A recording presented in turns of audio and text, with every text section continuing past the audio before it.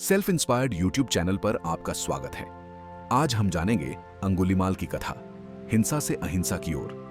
बहुत समय पहले मगध राज्य के एक प्रसिद्ध ब्राह्मण परिवार में एक तेजस्वी बालक जन्म लेता है, जिसका नाम रखा गया अहिंसक। वह बचपन से ही अत्यंत बुद्धिमान, विनम्र और संस्कारी था। जब वह तक्षशिला विश्वविद्यालय गया तो गुरुओं ने उसकी बुद्धि से प्रभावित होकर उसे विशेष शिक्षा दी, लेकिन अन्य छात्र उससे ईर्ष्या करने लगे। वे गुरु से जाकर झूठ बोलने लगे कि अहिंसक चरित्रहीन है और हिंसक प्रवृत्ति का है। गुरु को धीरे धीरे भ्रम हो गया और उन्होंने एक दिन अहिंसक से कहा, तुम मेरी गुरु दक्षिणा के रूप में 1000 मनुष्यों की उंगलियां लाकर दो। अहिंसक यह सुनकर स्तब्ध रह गया, पर गुरु का आदेश मानना उसका धर्म था।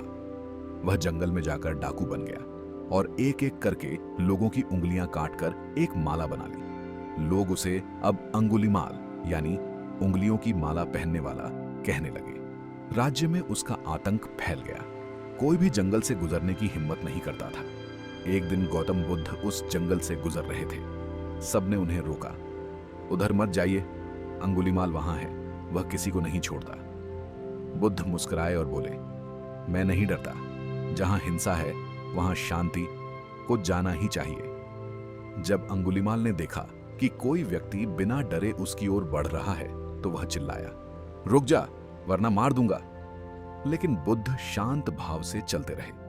अंगुलीमाल ने दौड़कर उन्हें पकड़ना चाहा, लेकिन वह उन्हें पकड़ नहीं सका। वह चकित होकर बोला, तू चल रहा है फिर भी रुकता नहीं, और मैं खड़ा हूं फिर भी पहुंच नहीं पा रहा। यह कैसा चमत्कार है? बुद्ध ने कहा, मैं तो बहुत पहले ही रुक गया हूं, हिंसा से, बुराई से, अज्ञान से। अब तू कब रुकेगा? बुद्ध के शांत शब्द और आंखों की करुणा ने अंगुलीमाल के हृदय में बिजली की तरह चोट की। वह उनके चरणों में गिर पड़ा। मैं पापी हूं, क्या मेरे जैसे हत्यारे को भी मुक्ति मिल सकती है? बुद्ध ने कहा, हर बूंद समुद्र बन सकती है अगर वह बहना जान जाए। उन्होंने उसे दीक्षा दी और अंगुलीमाल अब भिक्षु बन गया। अंगुलीमाल ने शांति से जीवन बिताया। एक दिन जब लोग उसे पहचानकर पत्थर मारने लगे तब भी वह बोला नहीं।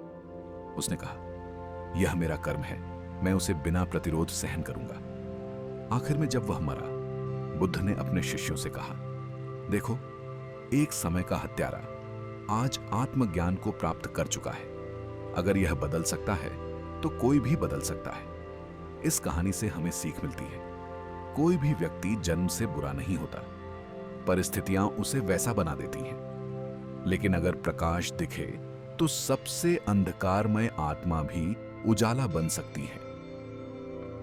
ओम बुद्धाय नमः।